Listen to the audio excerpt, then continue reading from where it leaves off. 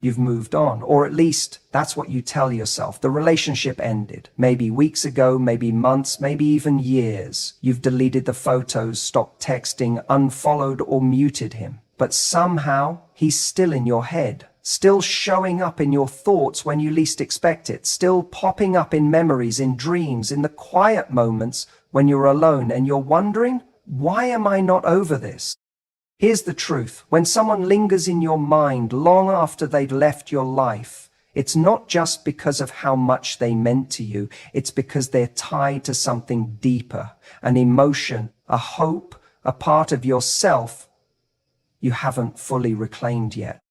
Today we're going to talk about the real reasons he's still in your head, not from a place of judgment, but from a place of awareness. Because once you understand the emotional mechanics behind why you're holding on, you can finally begin to let go, not just of him, but of the hold he has over your thoughts, your heart, and your future. Let's break it down. When someone stays in your head, it's easy to assume it's because of how deeply you cared for them. You might think, I can't stop thinking about him because I loved him so much, or there must still be something there. Otherwise, why would he still cross my mind this often? But the truth is, more often than not, you're not holding on to the person. You're holding on to what he represented, the version of life you imagined with him, the future you were building in your head, the version of you that felt seen, loved, and chosen. When a connection ends, especially one that felt intense or full of potential, your mind doesn't just let go of the person, it struggles to release the story you created together. Or if we're being honest, the story you created about him with the pieces he gave you. That story was emotionally vivid. It gave you excitement, hope, even identity. And now, even if the person is no longer there, that story is still playing in the background. You find yourself revisiting old moments, not because they were always great, but because they were meaningful, because they made you feel something you haven't felt since. This is why missing someone isn't always about who they were. It's about what they symbolized. Maybe he made you feel wanted after a season of loneliness. Maybe he came into your life at a moment when you needed to feel chosen. Maybe he reflected back a part of you that you liked seeing, more confident, more alive, more desirable. So when it ended, it wasn't just a breakup. It was a rupture to your emotional identity. You didn't just lose him. You lost what you felt when you were with him. That's what makes detaching so difficult. It's not just about accepting the relationship is over. It's about mourning the version of yourself you were becoming in that relationship. And without him, it can feel like you're left in limbo, still reaching for the same feelings, the same connection, the same emotional high.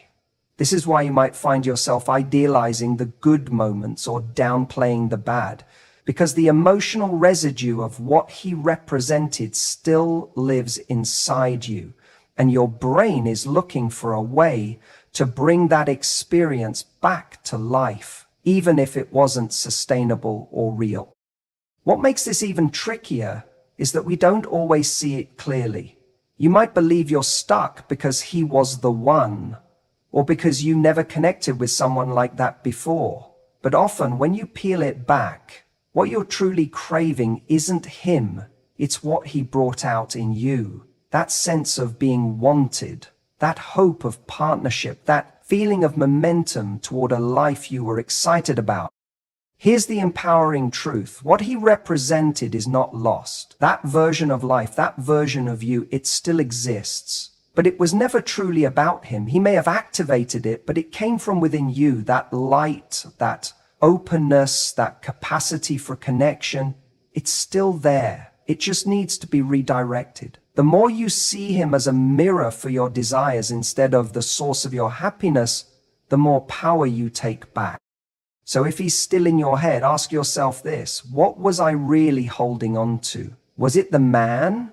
Or was it the version of myself I saw when I was with him? Because once you separate the symbol from the person, The grip he has over your mind starts to loosen, and that's when healing truly begins. Not when you forget him, but when you remember who you were without him.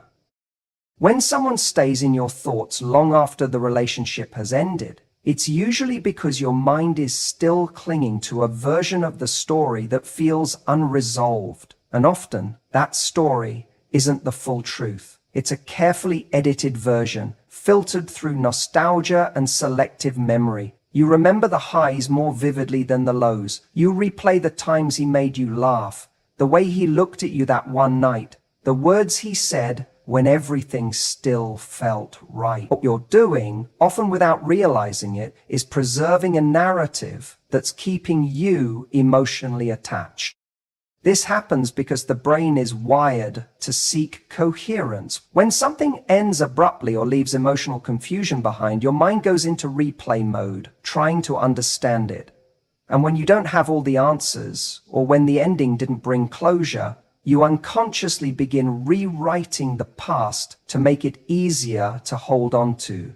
You ignore the arguments that drained you. You dismiss the moments you felt unseen or anxious. You justify the emotional distance or broken promises. In essence, you romanticize the version of him that matched your hope, not the version of him that showed up inconsistently or left you uncertain. This is where healing gets stuck. You're not clinging to reality, you're clinging to the version of the relationship that you wanted to be true. You haven't rewritten the narrative honestly, because part of you still wants to believe in what could have been. And that makes perfect sense. We're all emotionally invested in the potential we saw, not just the person. Letting go of that imagined future feels like letting go of a dream you worked hard to build. It's painful. It feels unfair, so instead the mind tries to preserve it, even at the cost of your peace. But the cost is real. When you don't allow yourself to look at the relationship truthfully, when you keep clinging to the highlight reel, you stop yourself from fully detaching. You stay emotionally entangled with someone who might not have actually shown up for you in the way you needed. You keep the story alive, not because it's healthy, but because it still feels unfinished. The problem is, that unfinished version is keeping you emotionally stuck in a place that no longer exists. Rewriting the narrative isn't about villainizing him. It's not about turning him into a terrible person just so you can move on. It's about allowing the whole truth to exist. The good moments and the ones that hurt. The things you loved about him and the ways he fell short. Because only when you see the full picture can your heart begin to release its grip. Only then can your mind stop replaying a fantasy that was never fully aligned with reality. Think of it this way. When you watch a movie and the ending doesn't make sense, you might rewatch earlier scenes trying to find a clue. You analyze it, overthink it, hoping something will tie it all together. That's what your brain does with relationships that didn't end cleanly. Keeps going back, trying to rewrite the script so the ending won't hurt as much. But the closure you're looking for won't come from the past, it will come from accepting the truth, even when it's uncomfortable. Letting go starts with telling yourself a more honest story, not a cruel one, just a true one. A story where you can appreciate the connection for what it was without needing to pretend it was perfect. When you do that, he stops being the star of your emotional story. You stop idealizing a version of him that never fully showed up. And most importantly, you start making room for a new chapter, one written from clarity, not illusion. There's a reason why some people take up space in your mind long after they've left your life. And it's not always because you still love them. Sometimes it's because their presence triggered something deeper, something unresolved within you that existed long before they arrived. When he's still in your head, it's often not about him at all. It's about what he activated. An old pattern, a wound, or a part of your self-worth that's still searching for healing. This is why the thoughts linger, because the relationship didn't just end. It touched something inside you that hasn't fully closed. For many people, relationships, especially intense or emotionally charged ones, become mirrors. They reflect things back to us that we haven't dealt with yet. Maybe he made you feel seen in a way you'd never experienced before. Or maybe the way he withdrew mirrored a pattern of emotional abandonment that started long before him. In either case, what you're really stuck on isn't the person.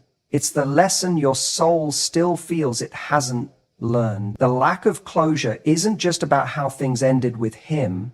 It's about something that was reawakened in you that now feels incomplete. That's why it feels like unfinished business, not because you still need to talk to him or go back, but because you haven't yet uncovered what the relationship was trying to teach you. This is where many people get confused. They think their inability to move on means they should still be together. But in truth, what's unresolved is not the relationship, it's the emotion that was triggered. Maybe it's your need for validation. Maybe it's a fear of not being enough. Maybe it's a pattern of chasing love from emotionally unavailable people. Whatever it is, that's the part that's truly haunting you, not him. We all have emotional blueprints, patterns shaped by past experiences, often from childhood, that influence who we're drawn to and how we attach. When someone fits that pattern, even if it's unhealthy, it can feel familiar, and we confuse that familiarity with chemistry. So when the relationship ends, it doesn't just feel like a breakup. It feels like losing a key to some part of your identity. Your brain keeps bringing him up, not because you're supposed to be with him, but because your system is still trying to resolve the deeper emotional imprint he stirred up. This is why healing isn't about him texting you back or offering closure. It's about you finally turning inward and asking, what did I need from this relationship that I didn't give myself? What belief about myself did this experience reinforce or challenge? What is this pain pointing me toward? When you start to see the situation through that lens, you begin to reclaim your power, because now, instead of waiting for him to free you, you start doing the inner work that will. Some people are catalysts. They enter your life not to stay, but to stir something, to wake up a part of you that needed attention. The pain you feel might be uncomfortable, but it's also an invitation to look at the wound underneath, to ask what's really been left unhealed, and to stop projecting the responsibility for that healing onto someone who was never meant to carry it. So if he's still in your head, ask yourself, what am I actually trying to resolve? What unfinished lesson is my mind still chasing? Because the moment you shift from, why can't I stop thinking about him, to what is this teaching me about me, that's the moment he starts to lose his power over your thoughts. Not because you forgot him, but because you finally remembered yourself. When a relationship ends without proper closure, your mind doesn't just let it go, it clings. It replays moments, revisits conversations, and rewinds the last scene again and again, like a movie that cut to black without warning. It's not always about the person, it's about your mind's need to make sense of what didn't make sense. Human beings crave resolution. When something emotionally intense ends without explanation, the brain interprets it as unfinished business. So even if you know logically the relationship is over, emotionally you're still stuck trying to solve a puzzle that doesn't have all the pieces. That's the frustrating part. When someone leaves without clarity, or when the breakup feels sudden, or when you never got to say what you needed to say, your mind stays in loop mode. You keep going back because it feels incomplete. And this doesn't necessarily mean you want them back. Sometimes you just want an answer. You want to understand how someone who seemed to care about you could disappear. You want to know why it fell apart when you thought things were finally moving forward. That emotional lack of resolution becomes the hook that keeps him showing up in your head. Closure, contrary to what many believe, isn't always about a final conversation or mutual understanding. In reality, the person who hurt you is often the least equipped to give you the closure you're craving. Either they don't have the emotional maturity, or they don't see things the way you do, or they're simply unwilling to revisit the situation. And that can leave you feeling powerless because they walked away and left you holding all the emotional weight. It's like being left in a conversation while the other person just stood up and walked out. What's worse is that the longer you wait for closure from them, the longer you stay emotionally stuck. You begin postponing your own healing in hopes that one more message, one more call, one more chance encounter will give you what you need to finally move on. But the truth is, the more power you give to the idea that they hold your peace, the less power you have to create it yourself. And that's what keeps the thoughts of them alive. Not love, not compatibility, but a deep desire to close a chapter that still feels open. What no one tells you is that closure doesn't have to come from them. In fact, the most liberating kind of closure is the one you give yourself. It's when you stop waiting for the other person to acknowledge your worth or admit they hurt you, and instead you validate your own experience. It's when you stop asking, why did they leave like that? And start asking, why am I still waiting for someone who already showed me they couldn't stay? When you give yourself that shift from seeking answers externally to creating resolution internally, everything changes. You stop needing them to say sorry. You stop needing them to explain, because deep down you already know enough. You know how you felt. You know what you gave. You know where things stopped aligning. And that's enough to begin writing your own ending. So if he's still in your head, and if part of you is still searching for something to make it all make sense, remind yourself that peace doesn't come from knowing why it ended. It comes from accepting that it did, that you loved, that you learned, and that you can move forward without needing one more word from someone who already left the conversation. The closure isn't a moment, it's a decision, one you get to make, even if they never gave you one. When someone leaves your life, and you find yourself still thinking about them constantly, replaying memories, wondering what went wrong, it's easy to believe you're just struggling to get over love. But sometimes what's really happening is deeper than that. Sometimes what keeps him in your head isn't the love you felt. It's the belief that his attention, his affection, or his approval made you valuable. When a man makes you feel seen, wanted, and chosen, and then disappears, the part of you that linked your worth to his validation doesn't just let go, it panics. It searches for that sense of value again, because it wasn't fully coming from within you to begin with.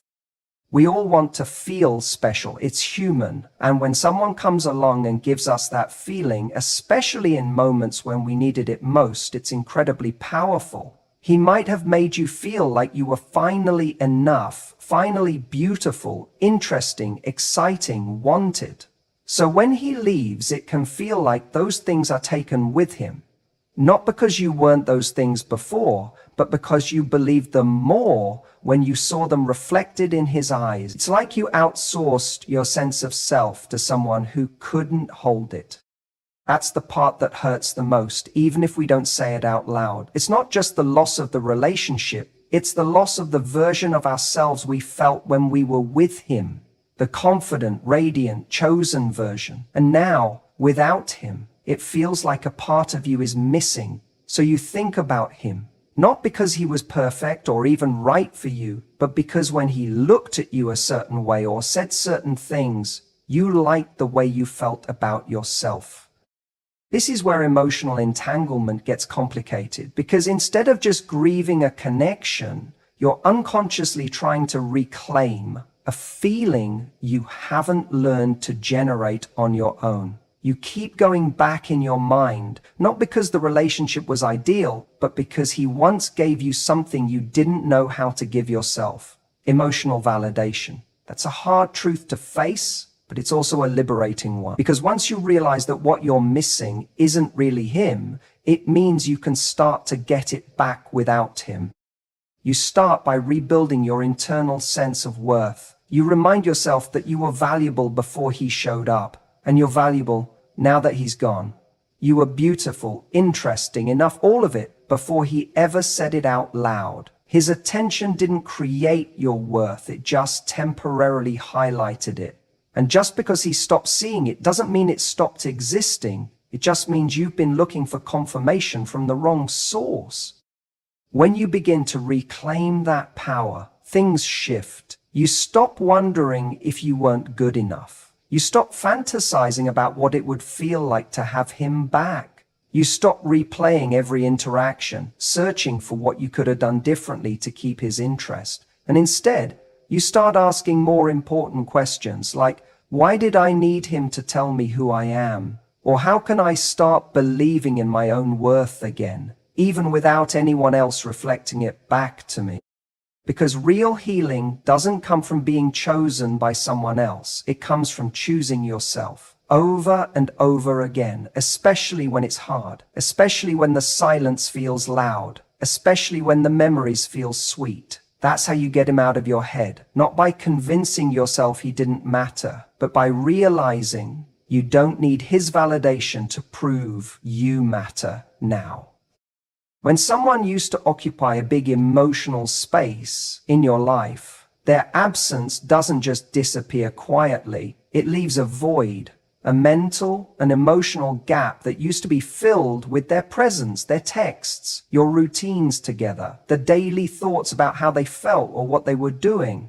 That space didn't just hold the relationship, it held part of your identity, your habits, your hopes. And when the person is gone, that emotional space doesn't automatically close up.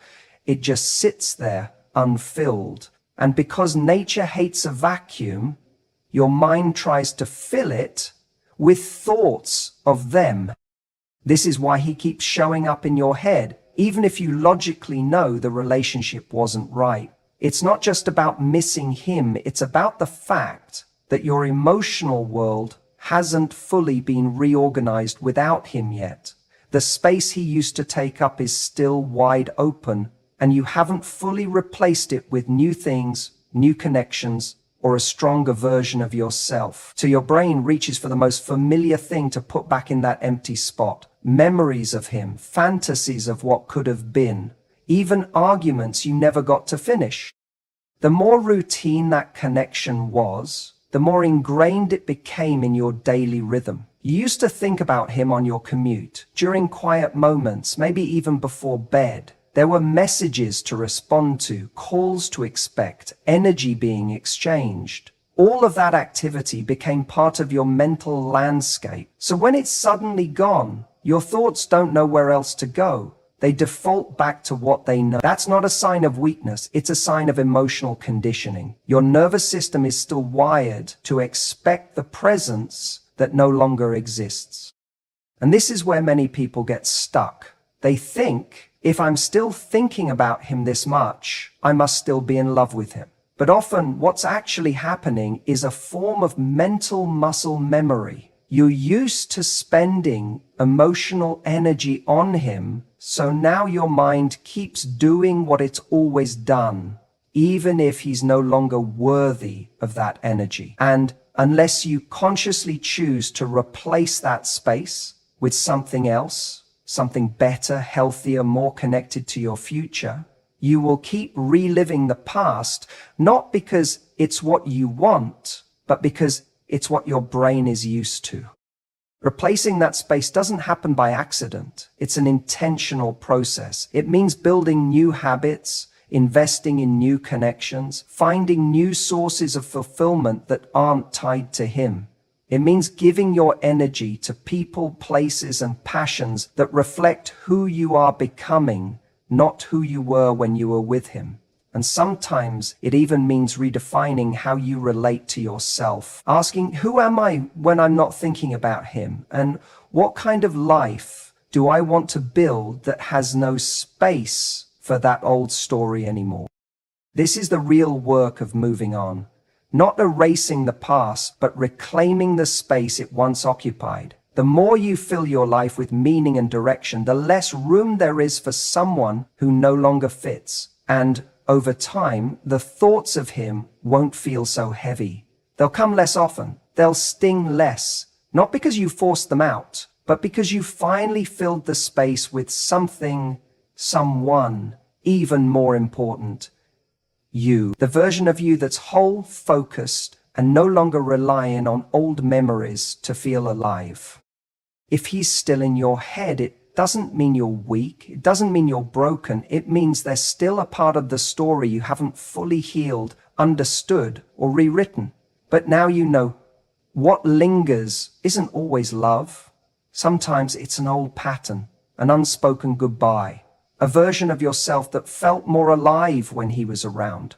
And the most powerful thing you can do now isn't to get him back. It's to take back the emotional space he's still occupying. Not by fighting your thoughts, but by replacing what no longer serves you. You don't need his closure to heal. You don't need his attention to feel worthy. And you don't need his memory to define your next chapter. You are not waiting for him anymore. You're remembering who you are without him. And from that place, you get to decide what deserves space in your heart, your mind, and your future. That's when the real healing begins. Not when he's gone from your head, but when you've come back home to yourself.